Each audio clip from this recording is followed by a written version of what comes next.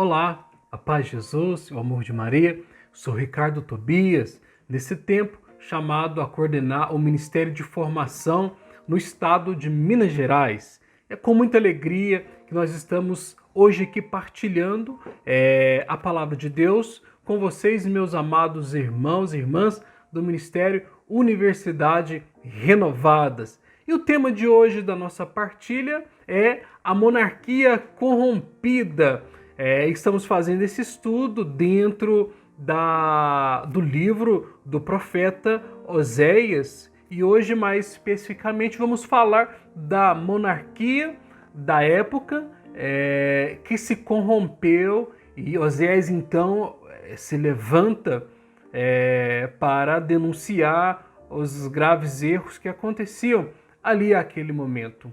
Importante nós iniciarmos a nossa reflexão, talvez retomando aquilo que alguns irmãos já falaram alguns dias atrás, que o profeta, o ser profeta, na verdade, mais é do que falar em nome de Deus. O termo profeta significa anunciar em nome de Deus. E nós podemos perceber isso com Oséias e com os demais profetas aqui do Antigo Testamento, que eles se levantam em situações muito específicas. Com a queda do regime do sistema tribal das 12 tribos de Israel, após Salomão, então, que se dividem, em reinos do norte e o reino do sul. O reino do norte, Israel, e o reino do sul, Judá, e a partir de então se instala a monarquia na região.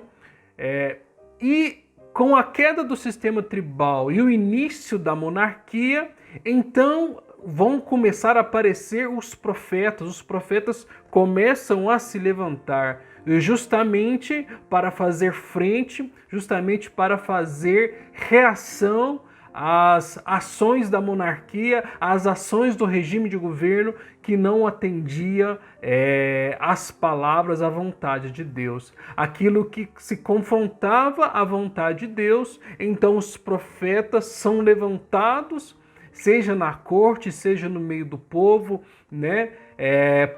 ou seja, entre os sacerdotes, para então fazer frente a uma situação grave que acontecia. Assim também aconteceu com Oséias, ele que foi contemporâneo do primeiro profeta, o profeta Amós. Oséias então começa a profetizar em cima de situação específica, Então, é importante nós entendermos que o profeta, ele sempre está relacionado com situações específicas da onde ele está vivendo. Ou seja, o profeta, ele está fincado no solo onde ele vive. Ele é aquele que denuncia situações que acontecem em desagrado à vontade de Deus junto àquele povo. Então o profeta, ele não é um alienado, ele está muito bem com os pés fincados ali no chão e ele emite então os seus oráculos. E aqui nós podemos então perceber que havia algum erro, havia algum problema aqui naquela época. Ora, a monarquia daquela época, podemos dizer que a profecia, o ministério, a missão do profeta Oséias, ele começa no final do reinado de Jeroboão II. O final do reinado de Jeroboão II é quando o profeta Oséias começa então a proferir os seus oráculos. O que acontece àquela região?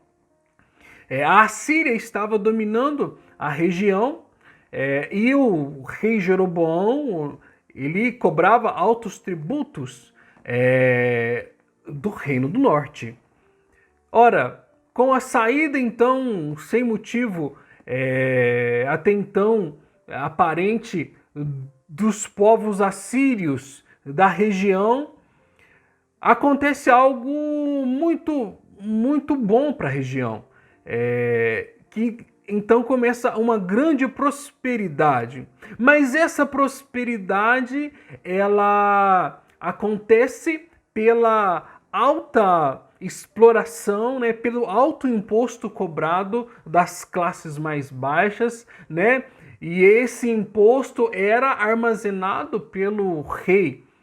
Ou seja, aí acontece então uma riqueza das elites, uma riqueza das classes altas da nobreza, e em contraposição, né, havia então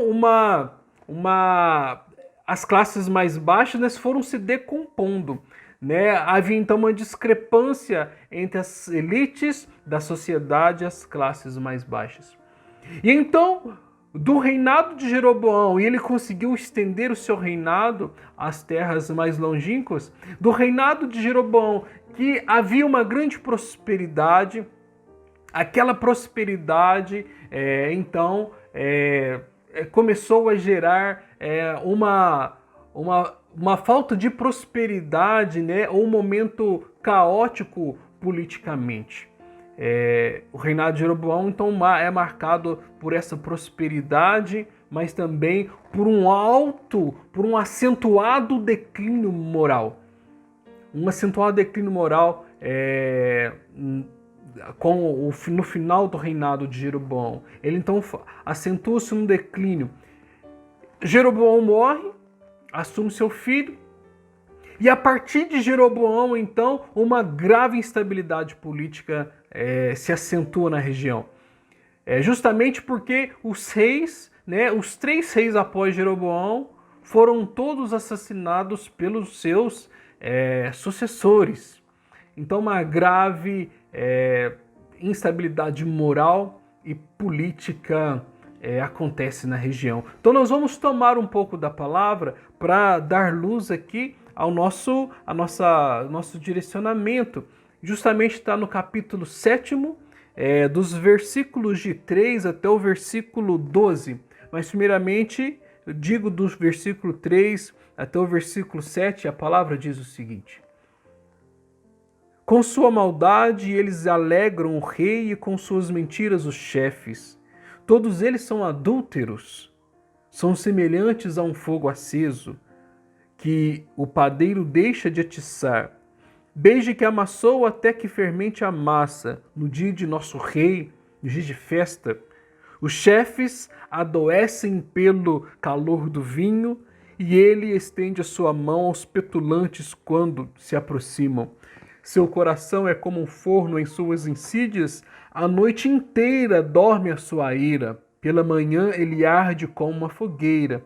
Todos eles estão quentes como um forno, devoram seus juízes, todos os seus reis caíram, não há entre eles quem me invoque. Nós vemos então que o reinado, né, a monarquia, ela se corrompe gravemente, uma crise moral.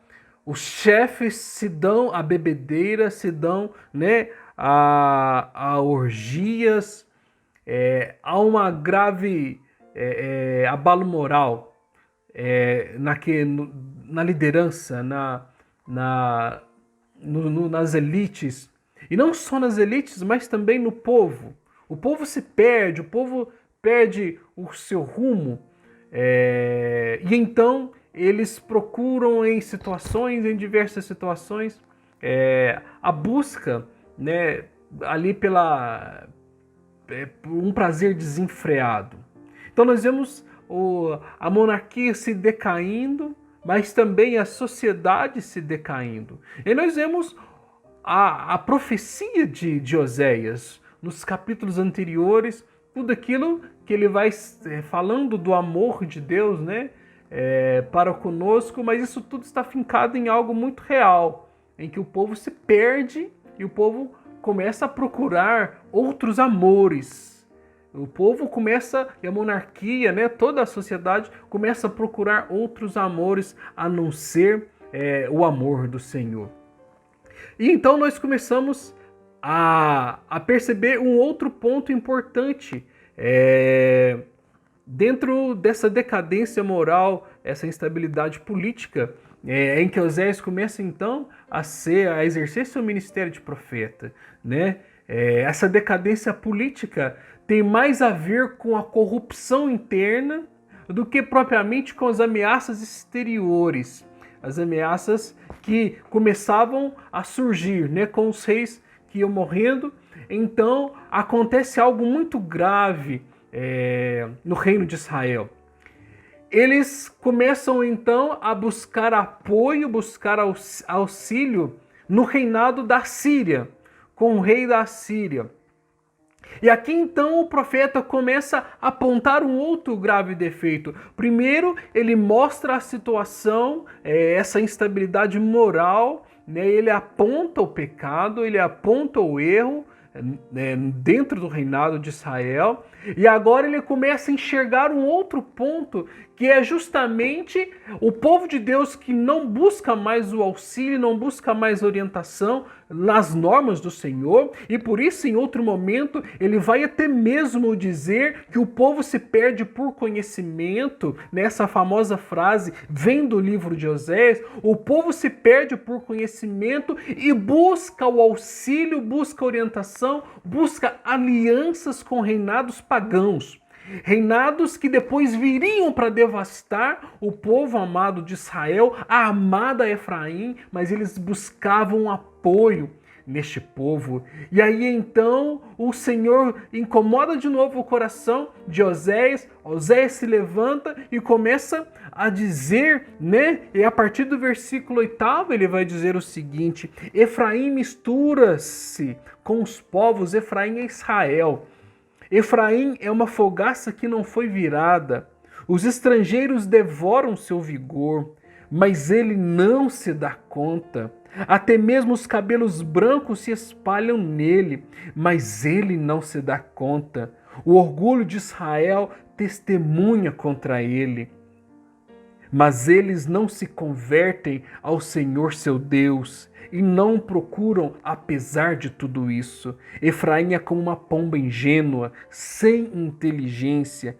Pedem auxílio ao Egito e vão à Síria. Enquanto vão, lanço sobre eles a minha rede. Eu os abato como os pássaros do céu, desde que ouvi dizer de sua reunião. E aqui, irmãos, então, Oséias aponta que o povo se perde, o povo, procura a Síria, que é um povo pagão que depois viria para destruí-lo, ao invés de procurar o Senhor dos Exércitos, ao invés de procurar no Deus o refúgio. Ou seja, estavam perdidos, estavam sem referência, estavam totalmente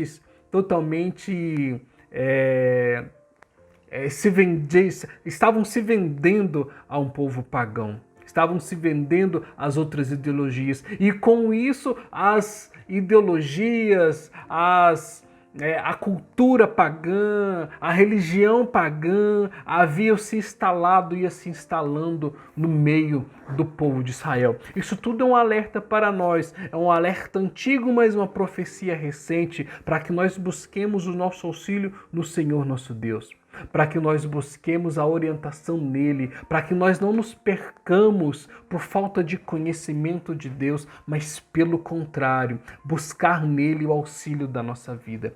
Que Deus possa te abençoar, que você possa encontrar no Senhor o refúgio da tua vida. Amado irmão, amada irmã, que Deus te abençoe, que Nossa Senhora te guarde e te livre de todo mal. Em nome do Pai, do Filho e do Espírito Santo.